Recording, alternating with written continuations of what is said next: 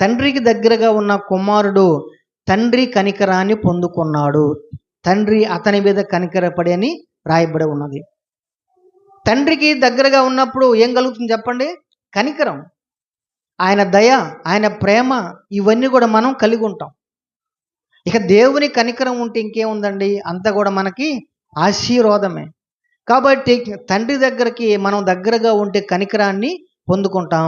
తర్వాత తండ్రి దగ్గరగా ఉంటే ఎలాంటి సంబంధం ఉంటుందంటే, తండ్రి పరిగెత్తుకుంటూ వెళ్ళి కుమారుని కౌగులించి ముద్దు పెట్టుకున్నాడు. స్తోత్రం కలుగును గాక, హల్లెలూయా. అంటే తండ్రి దగ్గర మనకేముందంటే ఆయన కౌగిలి ఉన్నది, హల్లెలూయా. ఇప్పుడేమో ఆ కుమారుడు తండ్రికి దూరం అయి, తండ్రి ప్రేమ లేక, తండ్రి ఆప్యాయత లేక, తండ్రి పలకరింపు లేక, తండ్రి స్పర్శ లేక దూరం అయ్యాడు.